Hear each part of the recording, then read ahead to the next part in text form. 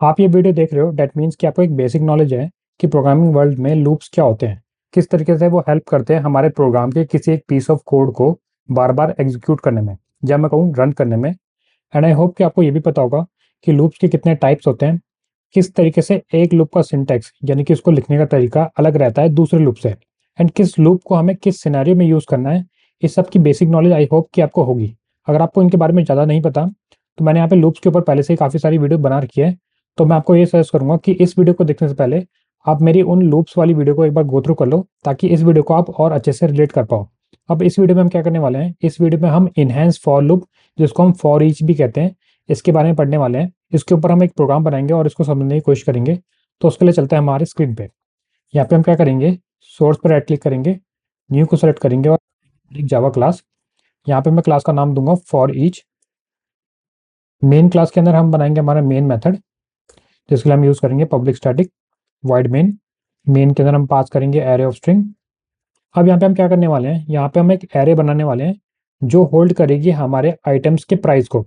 अब मान लो कि आप क्या करते हो, एक ग्रोसरी स्टोर पे जाते हो, वहाँ पे आपने काफ़ी आइटम्स जो है वो सेलेक्ट कर लिए हैं। अब उन आइटम्स का एक प्राइस होगा।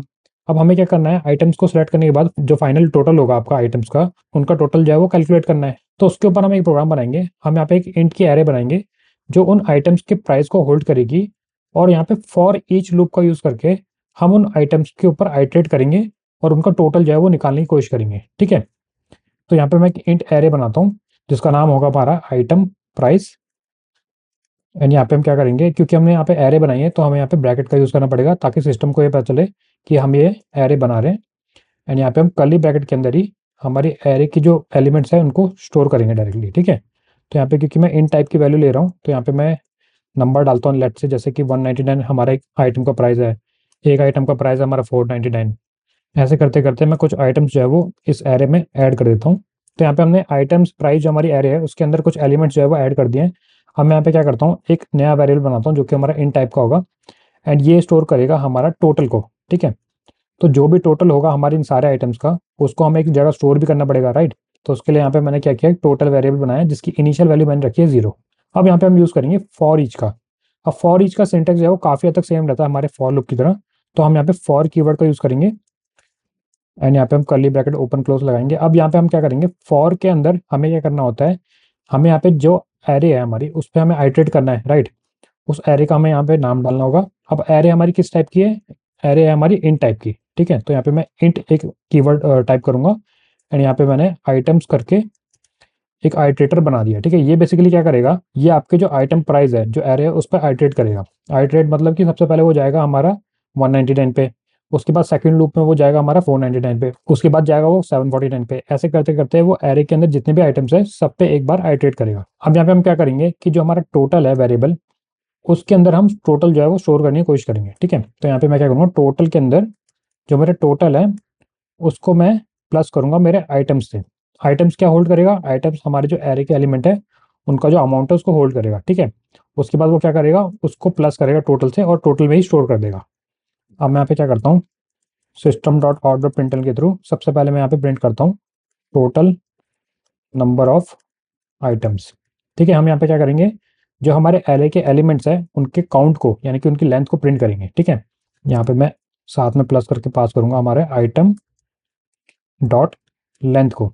ठीक है, क्योंकि हमें इसकी लेंथ जाननी है, देखना है कि कितने एलिमेंट जो है हमारे इस एरे के अंदर है। उसके बाद मैं क्या करूंगा, यहाँ पे इसको डुप्लीकेट कर लेता हूँ, एंड यहाँ पे मैं टोटल जो मेरा अमाउंट है उसको प्रिंट करूंगा।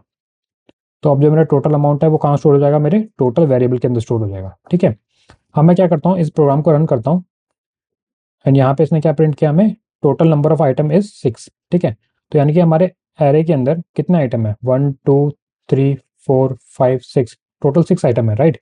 तो इसने यहाँ पे 6 जो है नंबर प्रिंट कर दिया है।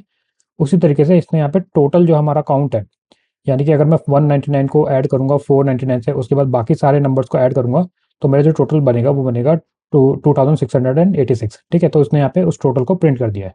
अब जो हमारा फॉर लूप होता है वो काफ़ी हद तक सेम रहता है हमारे बाकी लूप्स की तरह। इसको हम मेनली यूज़ करते हैं जब हमें किसी एरे या किसी लिस्ट को आइटरेट करना है ना, उसके एलिमेंट्स को हमें एक्सेस करना है वन बाय वन, और उन एलिमेंट्स पे हमें कुछ ऑपरेशन जो है वो अप्लाई करना है। जिस तरीके से अभी हमने यहाँ पे क्या किया है, जो हमारा आइटम प्राइस एरे है उसके अंदर हमने हर एक एलिमेंट को एक्सेस किया है, एंड उनको हमने ऐड करके आपस में टोटल जो है उसका डिस्प्ले किया, राइट। तो मेनली हम फॉर ईच का यूज़ जो है वो इन्हीं कामों के लिए करते हैं, किसी भी एरे किसी भी लिस्ट के ऊपर आइटरेट करने के लिए यूज़ करते हैं, ठीक है। अब हम क्या करेंगे, अब हम एक और प्रोग्राम बनाएंगे ताकि फॉर ईच को और अच्छे से समझ पाए। अब यहाँ पे क्योंकि हमने इंट टाइप की एरे बनाई थी, अब मैं क्या करूँगा, यहाँ पे एक स्ट्रिंग टाइप की एरे बनाऊंगा, ठीक है।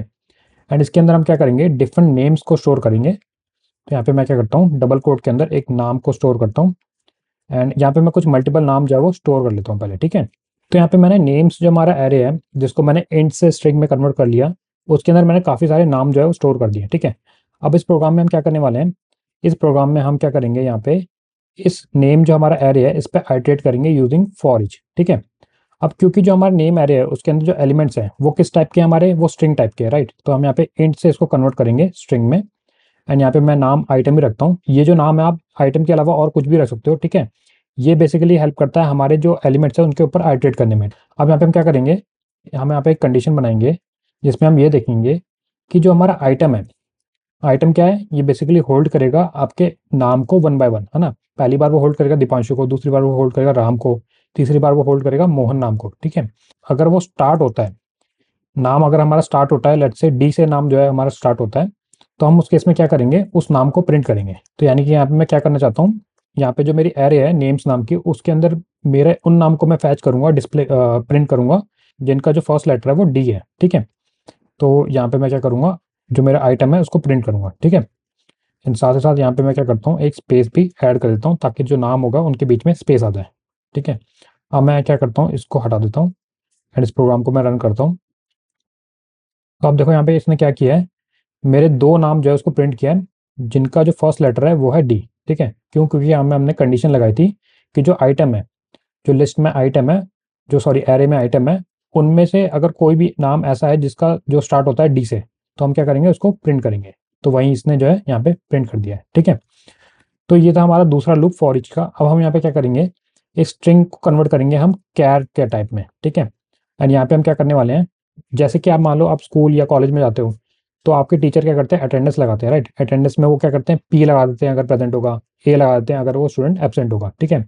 उसी तरीके से हम यहाँ पे एक अटेंडेंस करके एरे बनाएंगे एंड इस एरे के अंदर हम क्या करेंगे, प्रेजेंट और एब्सेंट को स्टोर करेंगे, ठीक है। अब प्रेजेंट के लिए हम यहाँ पे यूज़ करेंगे पी का। तो क्योंकि ये हमारी कैर टाइप की वैल्यूज़ है तो यहाँ पे मैंने इसलिए सिंगल कोड का यूज़ किया है, ठीक है। तो प्रेजेंट के लिए मैं यूज़ करूँगा पी का एंड एब्सेंट के लिए यहाँ पे मैं यूज़ करूँगा ए का। ऐसे ही मैं कुछ और वैल्यूज़ जो है वो स्टोर कर लेता हूँ। तो यहाँ पे मैंने क्या किया है, जो हमारा अटेंडेंस एरे है उसके अंदर काफ़ी सारे एलिमेंट्स जो है वो स्टोर कर दिए हैं। अब मैं यहाँ पे क्या करूँगा, यहाँ पे ये चेक करूँगा कि जो हमारी अटेंडेंस है यानी कि जो एरे है उसके अंदर कितने बच्चे जो है प्रेजेंट है, यानी कि उसमें कितने पी अवेलेबल हैं, कितने पी का काउंट है उसके अंदर, और साथ साथ उसमें ए कितने ए जो है उसके अंदर, मतलब उसका काउंट जो है हम डिस्प्ले करेंगे, ठीक है। तो उसके लिए यहाँ पे मैं क्या करूँगा, एक इंट वेरिएबल बनाऊंगा जो कि होल्ड करेगा हमारे प्रेजेंट काउंट को, जो हमारे बच्चे प्रेजेंट है उसके काउंट को जो है वो होल्ड करेगा। तो इसके अंदर हम इनिशियल वैल्यूज को रखते हैं 0। उसी तरीके से हम क्या करेंगे, एक और वेरिएबल बनाएंगे जो हमारे एब्सेंट काउंट को होल्ड करेगा एंड इसकी वैल्यू भी हम इनिशियली 0 जो है डिफाइन करेंगे। अब मैं यहाँ पे क्या करूँगा, यहाँ पे मैं अटेंडेंस जो मेरी एरे है उसका यूज़ करूँगा, उस पर आइटरेट करूँगा एंड क्योंकि हमारी जो एरे है वो कैर टाइप की है तो इसलिए मैं इसको कन्वर्ट करूँगा स्ट्रिंग से कैर में, ठीक है।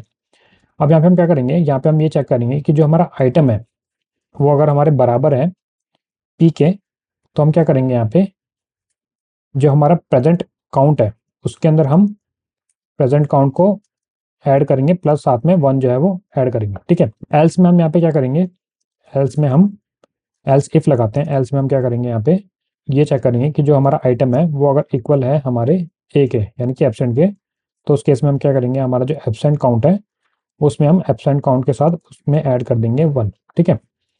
अब यहाँ पे फाइनली हम क्या करेंगे, system dot out dot println का यूज़ करके जो हमारा टोटल काउंट है यानी कि प्रेजेंट स्टूडेंट जो है हमारे, उसका टोटल जो है हम यहाँ पे प्रिंट करेंगे। उसी तरीके से जो हमारे एब्सेंट स्टूडेंट्स हैं उसका टोटल जो हम प्रिंट करेंगे, उसका काउंट जो है एक तरीके से प्रिंट करेंगे। तो यहाँ पे मैं पास करूंगा एब्सेंट काउंट, ठीक है। अब मैं इस प्रोग्राम को रन करता हूँ। तो अब देखो यहाँ पे हमें पता चल गया कि जो हमारे टोटल प्रेजेंट थे यानी कि टोटल पी जो थे हमारे एरे के अंदर, अटेंडेंस एरे के अंदर, वो कितने हैं, वो हैं हमारे 8, राइट। उसी तरीके से जो हमारे एब्सेंट है यानी कि ए जो हमारे काउंट है इस अटेंडेंस एरे के अंदर, वो टोटल है 14। तो इस तरीके से आप यहाँ पे फॉर ईच का यूज़ कर सकते हो आपके डिफरेंट टाइप की एरे के ऊपर एडिट करने में, और उसके बाद उन एरेज की जो आइटम्स है उनको फैच करने में, ठीक है। उसके बाद अगर आपको उन आइटम्स के ऊपर कोई ऑपरेशन जो है वो अप्लाई करना है तो आप वो भी उसमें कर सकते हो। तो मेनली यही यूज़ होता है हमारे फॉर ईच का। इसको आप एरे के ऊपर तो अप्लाई कर सकते हो, साथ ही साथ आपके जो कलेक्शन होते हैं उसमें जो लिस्ट होता है उसके ऊपर भी आप अप्लाई कर सकते हो। तो ये हम आगे पढ़ेंगे कि कलेक्शंस क्या होते हैं, लिस्ट क्या होता है। अभी आप इतना समझो कि जो फॉर ईच होता है उसको आप एरे के ऊपर, साथ ही साथ लिस्ट जो हमारे एलिमेंट्स होते हैं, डेटा टाइप होता है एक तरीके से, उसके ऊपर आप अप्लाई कर सकते हो, ठीक है। तो आप क्या करो, इसी प्रोग्राम को आप प्रैक्टिस करो अपने लैपटॉप और डेस्कटॉप पे, एंड मिलते हैं आपको अगली वीडियो में। तब तक के लिए कीप कोडिंग।